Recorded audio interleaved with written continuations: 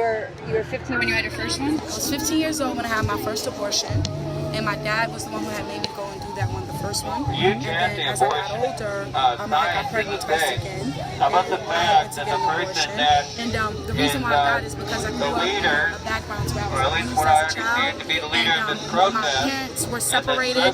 I lived mostly with my mom, and she was dealing with her own issues with drugs and being diagnosed bipolar. Right. So it was a lot of child abuse in the home. And just I always felt like I was a burden. I was treated like, kids were a burden. But were you impregnated by a family member? No, never pregnant. Most boyfriend? Promiscuous. I was dating a boy. I was always in a different relationship, and I got pregnant by 3 different men. So the reason I did it is because I felt like I don't want my kids to go through what I went through, and I didn't want to treat them the way I was treated. So I felt like if I get rid of them, they won't have to go through that. Do you think you were able to have a kid at 15 and the other 2 times? How many kids do you have now? I don't have none now, and I actually regret it. But the reality is I didn't know the options. I didn't think about adoption. I didn't think about the fact that I could get help, and I didn't really think about God's will. But you were 15, so you weren't making the decision, right? At that time, no, my parent was. That's because isn't that the law in Wisconsin, that your parent has to co-sign, or? Well, it's not in New York anymore. I stood outside of the abortion clinics. These women that go in there, they go in there by themselves. You don't need your parents to see you. You don't? No. Somebody from some state was telling me you do. No. You could be 12 years old, 13, 14, with no parents. So the guy who impregnated you, that raped you or whatever, if they still have mental control over you, and which when they misbehave like that they do, they can send them to the abortion clinic to get rid of the evidence. So when I did mine, it was years ago, and my dad, of course, was the one who decided. But I still could have made the choice. But of course, I said, I listened to my dad, and I was like, okay, what he says. What about the other 2 times? The other 2 times was my choice. How old? Another one was at like 19, and then the other one was at like 21. Right. 22. So do you think it's fair as someone who, arguably benefited from an abortion, you could make that argument, like having 3 kids by the time you're 21 would have hindered you. Do you think it's fair to then judge other people? Because it's sort of like hypocritical, no? Yeah, but this is what I said. I got my abortions because I didn't know the full spectrum of the options. You didn't know about adoption at 18, 21? I'm telling you right now. How did you not know that? You have family members who could have adopted your baby. Somebody in the neighborhood could adopt your baby. Sweetie, I'm from the ghetto, okay? Do you want to know how it is in the grandmothers and grandpas, they adopt. You know what they tell you? They tell you on your own. Get out the house. When you come from the ghetto, sometimes the old people. But at 18 and 21, you are an adult. You're debating what my experience is. But at 18, 15, I understand that it's a difficult spot. 15, you are the property of your parents, right? But so 18 and 21, you don't know about adoption? I can only tell you the truth. I can only answer your question. So, you can assume that you know what my experience is and judge what I'm saying. You didn't know the concept of adoption. Again, I did not know about adoption. It didn't work like that. If you had your baby, you were stuck with your baby, or you wouldn't got an abortion. Those were the 2 things I knew. So culturally, you were stuck with your baby. Period. Now, I'm not saying that these options weren't available. I'm speaking on a cultural difference. That's why I said I'm from the hood. I'm from the ghetto. The way we were taught things and the way my culture did things, and I'm not speaking on nobody else's behalf. I'm speaking on Beverly's story. All I knew was either deal with your babies or get rid of them. So, of course, I didn't want to deal with my babies. I got rid of them. I did not know there were options for me to put my baby up for adoption. I didn't even find out that you could actually meet with a family and get to know them before you choose to allow them to adopt your baby. I found out on Teen Mom. So I have a question for you. That makes sense, and that's your story, and I'm not going to argue it. Does it make sense to actually educate people on their options as opposed to tell them what to do? Because it's sort of, you're like now doing the opposite. You're doing exactly what you didn't like done to you. Not true. We're educated, because again, telling someone what to do. Okay. But I just heard you over there. Yeah, okay, so I'm going to answer that question solidly. Does anybody here got a gun? You strapped? No, I don't. You got a gun? A gun? Gun. No, I don't carry. I don't got a gun either, right? Okay, I'm good. So I don't think nobody over here except for the police officers and authority have guns, right? Yeah. So So this is the reality. I can stand here with this megaphone and I can tell you all day and night, don't abort your baby, don't murder your baby, don't do A, B, C, and D. But guess what? I can't make you do nothing. Nobody's standing here strapped. Because if we could make you, we would be standing at the abortion clinics right now, hemming you up by the back end and saying no. Right. You understand what I'm saying? So this is where the argument gets kind of funny. It's like you guys want us to shut up. It's not even really about, hear me out. It's not really about making nobody do nothing, because nobody's making nobody do nothing. At the end of the day, you still can walk through those clinic doors. As long as they're open, you can go through them, and there's nothing we can do to stop you. So what we are doing is telling you the truth. It hurts, it's nasty, but this is all we're doing. You still can make your decision on your own. But when we shut up, we are taking away, you guys are pro-choice.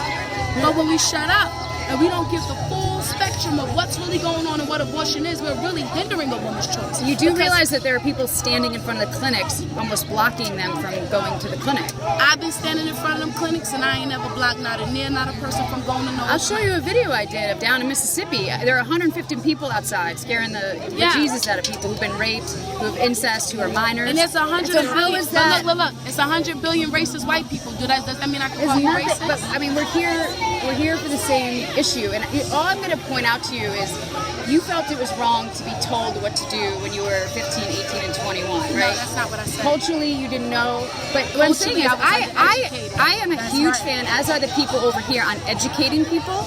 My mother was a nurse. One of my teammates, when 15, was a great athlete. Her mom had passed away early. Her boyfriend beat her, and she got pregnant, and she was on the verge of a scholarship that would change her life. You know, a sister from Troy, New York. Yeah. My mother is a nurse. Quietly said, these are your options, and she couldn't afford the baby, and my mother was like, okay. But I don't see a situation. I think there's a lot of false propaganda going around where you think that we're forcing people to abort. And it's the vice versa. You think that we're But you forcing just people not to. but shouldn't we all be just educating people on their options? Can't we come to the middle? So what are we doing right now? Because you're on one extreme and we're on the other, only because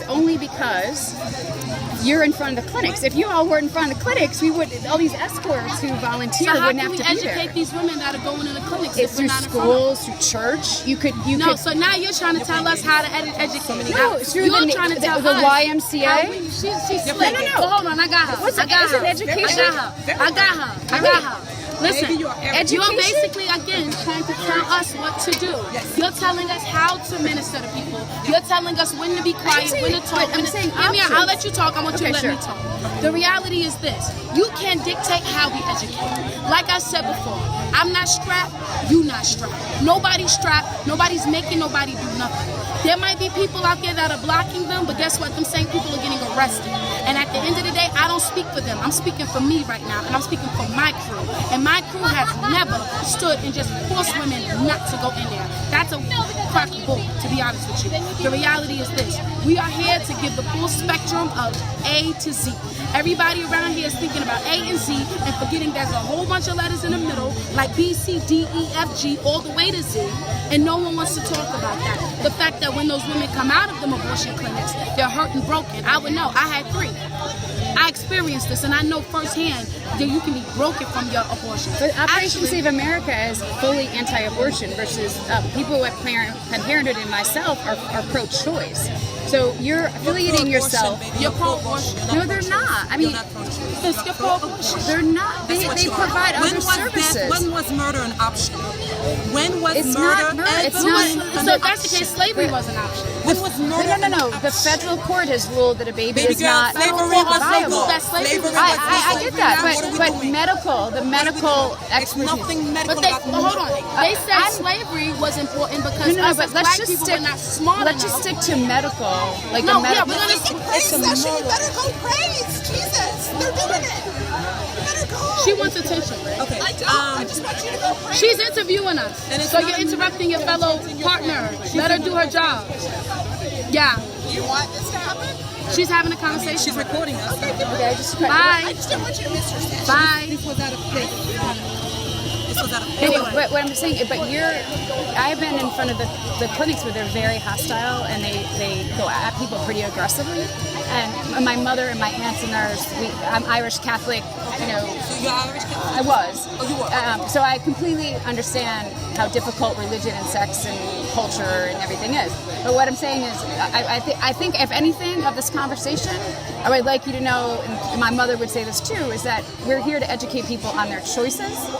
It could be abortion, it could be adoption, it could be helping the mother financially. Well, that's what we're here for. It's pro-choice, versus Operation Save America is distinguishing themselves by being why do you think women go anti-abortion. and get abortion? And I just told you, as a woman, I had three. Right. Why? Well, your mother and father had a say in that because No, they had to say in the first one. Okay, What then- about the other two? well, I would imagine in my friend's case, she was being beaten by her boyfriend. So it's domestic abuse. And two, her entire future was dangling because there's no way she knew could have this gotten a baby was a college burden. scholarship. She knew this baby was a burden. There's no way she could have she wouldn't have been able to afford the baby. So it was a burden. It was a burden. Right. So then the poverty rates, like, how can you blame her? Like that, like, how can you blame her for understanding that how expensive, and she was poor herself. So how would you make a person who's suffering, you would tell her, you're telling her to have the baby, versus I'm saying to her, you have options. So this is what I said. Like I said before, and I'm gonna have to let you know this after this. The reality is this: she could have given the baby away, or she could have gotten. But then it would have jeopardized her future. She could not, because she was an athlete and she could not jeopardize being out for a year. It would. She got a GT scholarship, a fullback. She was an All-American. She got married a little later in life. Wonderful family, and to this day, it would have, as an athlete, it would ruin you. For those 9 months, so she would have been ruined for Yeah. the baby those 9 Yeah, months. yes. And then that's where selflessness has to be what's important, because as it seems like Women do it. Pro-choice, it's the epitome of selfishness, because the reality is this: the baby is not the baby's fault. What? She laid down with that man and had sex with that man to protect her. But maybe she let was that man raped. ejaculate in her. No, the man she was. No. First of all, the man she was with. We're gonna stick to the story. I saw her apartment. I saw her apartment after her boyfriend beat her. So you're not telling me. Did she I live don't know with what them? I'm talking Did about. she live with them? She lived in a basement on the biggest drug corner in Troy. She lived in the ghetto. No, on the block. And her father was absent a lot. And his name was Was that her Maurice. boyfriend? Yeah, and he was They had abusive. consensual sex.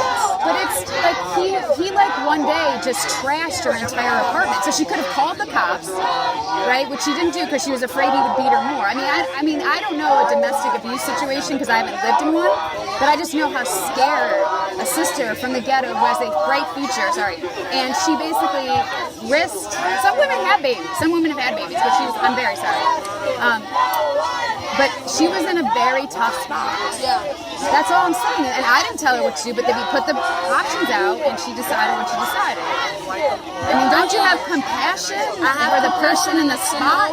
That she could have chose life, and she was with that man. Reality is this Who's is so the biggest they were loser? but He's in jail now. Did he rape her all the time, or was they having consensual sex? You're not answering the question. She came in with her But she face chose to full. be with him. So now does the baby have to pay the price? What does the baby have to do with the man? So the mother gets hit, the mom gets hit, and you care more about. I don't understand. You care more about the woman gets beat and raped, and you're more sympathetic to the egg and the sperm meeting The than thing you is, are to the woman. you're not listening.